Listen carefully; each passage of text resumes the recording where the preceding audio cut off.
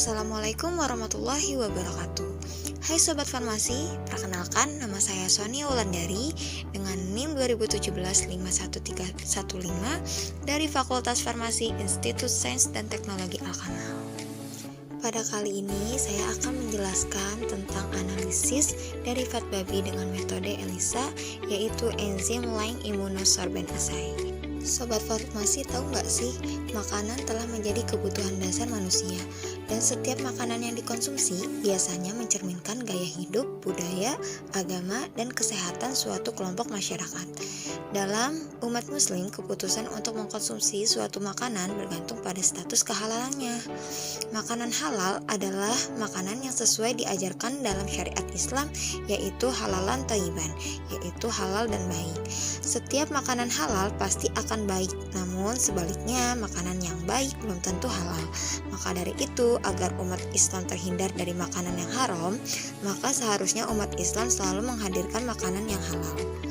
Seiring dengan semakin bervariasinya produk makanan yang beredar di pasaran, mengakibatkan terdapat kesulitan untuk mengidentifikasi atau melacak asal bahan suatu produk makanan. Meskipun pembuatan produk tersebut sudah menggunakan teknologi modern, tetapi masih memungkinkan adanya pencampuran bahan baku atau bahan-bahan lainnya yang berasal dari sumber yang tidak halal. Contohnya seperti babi. Derivat babi atau turunan babi merupakan komponen tidak halal yang ditemukan secara luas di pasaran. Oleh karena itu, para penelitian selalu berusaha keras untuk mengembangkan metode analisis untuk deteksi dan kuantifikasi turunan babi, di antaranya dengan cara metode ELISA.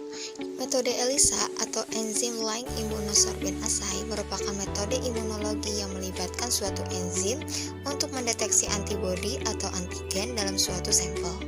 Pemanfaatan ELISA sendiri secara luas dapat digunakan untuk mendeteksi senyawa toksin dalam makanan. Berikut merupakan gambar perangkat instrumental ELISA. Pada sistem instrumental ELISA terdiri atas AB yaitu antibodi, AG antigen, imunopap, substrat, reagen penghenti reaksi atau blocking reagent, buffer, dan cawan ELISA. Perangkat ELISA dapat dirakit sendiri oleh peneliti atau diperoleh secara komersial dari berbagai perusahaan di luar negeri. Contohnya seperti Folkhart, Indiana, dan Skitland. Prinsip dasar instrumental ELISA. Sebagai teknik serologi, prinsip dasar ELISA adalah reaksi antara antigen atau AG dengan antibodi AB menjadi molekul AG-AB yang lebih besar dan mudah mengendap. Perbedaannya, pengamatan hasil reaksi pada serologi biasanya berdasarkan endapan molekul AG-AB, sedangkan pada ELISA berdasarkan perubahan warna yang terjadi pada substrat pereaksi sesuai dengan label atau imunoprobe konjugat AB enzim. Perubahan warna terjadi akibat hidrolisa enzimatik pada reaksi antara konjugat AB enzim dengan substratnya, sehingga hasil ELISA lebih peka dan dapat dikuantifikasi. Lalu, seperti apakah analisis dengan ELISA? Di dasar sumber mikro ini dilapisi dengan absorben. Mula-mula ada absorben pada dasar sumber mikro ini, kemudian langkah berikutnya pada ELISA adalah diteteskan sampel. Dalam hal ini sampelnya berupa protein hewani. Adapun hal yang perlu kita ketahui dalam menganalisis ELISA adalah proteinnya.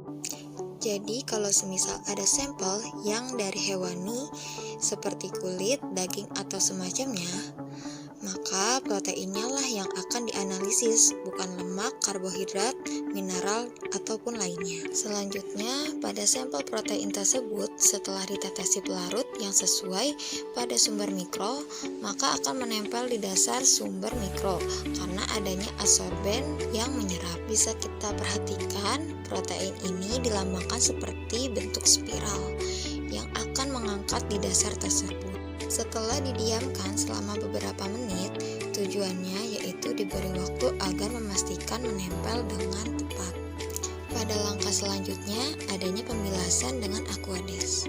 Kalau sudah dibilas dengan aqueous ini, maka apabila si sampel tidak menempel, maka sampel akan terbuang dari sumber adsorbennya. Maka dari itu, suatu sampel setelah dibilas ternyata masih bertahan dan menempel di adsorben, maka sampel inilah yang mengandung protein yang dimaksud adalah protein hewani. Setelah sampel menempel di adsorben dan ditambahkan antibodi, antibodi yang dimaksud di sini adalah antibodi dari babi, karena di sini kita akan menganalisis derivat babi. Sebab hanya antibodi dari babi yang cocok dengan protein babi juga. Berbeda jika antibodi dari hewan lainnya, contohnya antibodi kambing yang dicocokkan dengan protein babi, maka tidak akan kuat menempel. Jadi langkah kedua ini penambahan imunoglobulin atau Ig, antibodi yang cocok dengan protein babi didiamkan selama beberapa menit agar lebih menempel.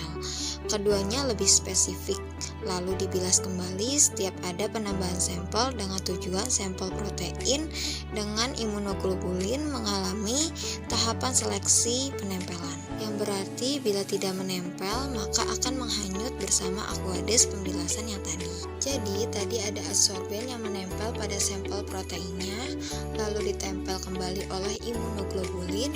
Nah, pada imunoglobulin itu ditempeli kembali dengan enzim. Tahap ketiga setelah imunoglobulin menempel, ditambahkan enzim peroksidase yang berasal dari tanaman Horseradius. Enzim ini mempunyai dua kemampuan. Yang pertama bisa menempel ke imunoglobulin, yang kedua bisa ditempeli lagi oleh zat warna. Enzim ini berguna untuk membantu penyelenggaranya proses suatu reaksi atau memfasilitasi reaksi kimia yang berupa perubahan warna. Lalu sekali lagi ada tahapan selanjutnya yaitu pembilasan aquades. Jika enzim tidak menempel di imunoglobulin maka dia akan hanyut bersama aquades. Jika tidak hanyut maka enzim sukses menempel di imunoglobulinnya. Nah, pada langkah terakhir setelah mula-mula plat mikro yang sudah ditempel di adsorben, ditambahkan protein dahulu dan menempel, setelah itu ditetesi imunoglobulin, dibilas hingga tidak lepas, setelah itu ditambahkan enzim, dibilas kembali hingga tidak lepas juga. Terakhir ditambahkan zat warna. Zat warna ini berwarna bening, tapi ketika bertemu dengan enzim Horseradius peroksidase, maka akan mengalami reaksi kimia, yaitu berubah warnanya menjadi warna tertentu. Kalau di gambar ini contohnya berwarna biru. Kesimpulan yang dapat kita ambil yaitu teknologi yang baik memiliki kemampuan yang cepat, efisien, kinerja tinggi, analisis yang lebih tepat, praktis dan andal. Penelitian dan kemajuan berkelanjutan dalam suatu metode sangat penting dalam masalah keaslian dan verifikasi produk halal suatu makanan. Verifikasi makanan halal adalah langkah penting untuk melindungi dan mengidentifikasi kasus-kasus kesalahan deskripsi produk makanan serta untuk menjaga kehalalan suatu produk pangan sesuai dengan syariat Islam. Setiap metode dan peralatan yang digunakan memiliki kelebihan yang mana menunjukkan informasi spesifik untuk konfirmasi status halal suatu sampel yang diekstrak dari produk makanan. Dengan adanya metode ELISA dapat dijadikan suatu pertimbangan untuk pengembangan metode penelitian untuk mendeteksi kandungan babi pada produk olahan pangan yang lebih efektif dan efisien di masa yang akan datang. Sekian pemaparan materi tentang analisis derivat babi dengan metode ELISA, enzim Lang immunosorbent assay. Kurang dan lebihnya mohon maaf. Wassalamualaikum warahmatullahi wabarakatuh.